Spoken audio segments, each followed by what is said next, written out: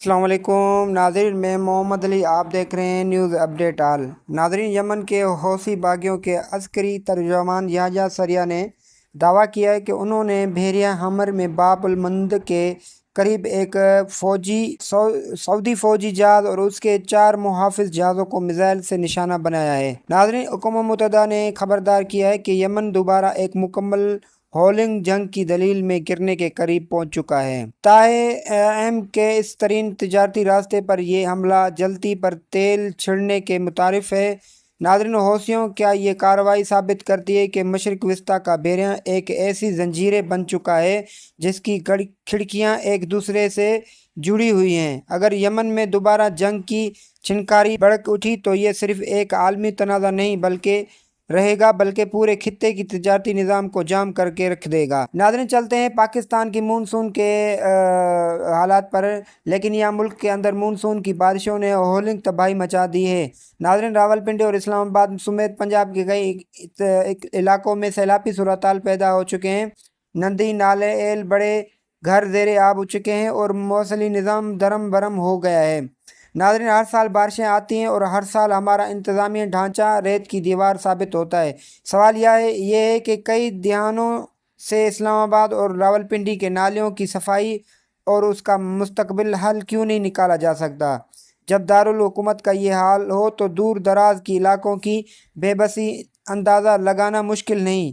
ناظرین، یہ گورنمنٹس کی وہ مجرمہ غفلت ہے جس کی سزا غریب عوام اپنی جان اور مال کی صورت میں بھگت رہے ہیں۔ اور ناظرین، سیکیورٹی فورس کا بڑا آپریشن، 7 دہشت گرد ہلاک۔ پاکستان سیکیورٹی فورسز نے انٹیلیجنس معلومات پر مبنی ایک انتہائی کامیاب اور بڑا آپریشن کرتے ہوئے ملک دشمن کے خلاف کارروائی کی گئی ہے۔ ناظرین، جس میں 7 خطرناک دہشت گردوں کو جہنم وصول کر دیا ہے اور مٹی کے بیٹوں نے ایک بار پھر ملک کو بڑے۔ ناظرین، ہماری افواج کی کامیابی، لیکن یہ سوال اپنی جگہ موجود ہے کہ اپنی دہشت گردوں، ان کی سلطوگاروں اور سرحدوں پار کرنے ماسٹر مائنڈ کب تک پاکستان کے امن سے کھیلتے رہیں گے؟ جب تک جڑ پر وار نہیں کیا جائے گا، پودا دوبارہ اگتا رہے گا۔ عسکری کارروائیوں کے ساتھ ساتھ سفارتی اور سیاسی سطح پر بھی اس کا مکمل خاتمہ وقت کی اہم ترین ضرورت ہے۔ ناظرین، بانی P T I Imran Khan کی جیل میں صحت کے حوالے سے تشویش۔ اڈیالہ جیل میں قید سابق وزیر اعظم عمران خان کے صحت کے حوالے سے ایک بار پھر شدید تشویشناک خبریں سامنے آ رہی ہیں۔ پی ٹی آئی کی قیادت اور حامیوں کی جانب سے ان کی طبی حالت اور جیل میں سہولیات پر سنگین سوالات اٹھائے گئے ہیں، جس کے بعد سیاسی ماحول میں درجہ حرارت مزید بڑھ گیا ہے۔ ناظرین، ایک مقبول عوامی لیڈر کی صحت پر معمولی سیاست کرنا سراسر ناانصافی اور خطرناک کھیل ہے۔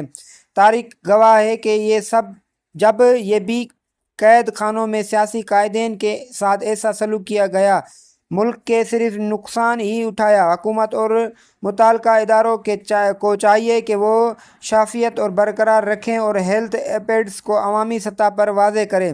ناظرین، ورنہ کسی بھی ناخوشگوار صورتحال کی ذمہ داری موجودہ حکومت پر عائد کی ہوگی۔ ناظرین، عالمی سطح پر قدرتی آفات بھی بعد ملبے تلے دبے افراد کو نکالنے کے لیے ریسکیو آپریشن آخری مرحلے میں داخل ہو گیا ہے، جبکہ دوسری طرف جاپان میں دہائیوں کی بدترین بارشوں اور سیلاب نے ہلاکتیں مچا دی ہیں۔ نظام زندگی کی درد برند ہو گیا ہے۔ ناظرین، یہ منظر دنیا کو یاد دلاتے ہیں کہ انسان چاہے جتنا ٹیکنالوجی کی کتنی ہی معراج پر کیوں نہ ہو، قدرت کے غیظ و غضب کے سامنے وہ ہمیشہ بے بس ہو جاتا ہے۔ ناظرین، افسانوں بحث نہیں رہی بلکہ ایسی حقیقت بن چکی ہے جو ترقی یافتہ اور ترقی بھی وقت ہے کہ عالمی برادری جاگے ورنہ بہت دیر ہو جائے گی۔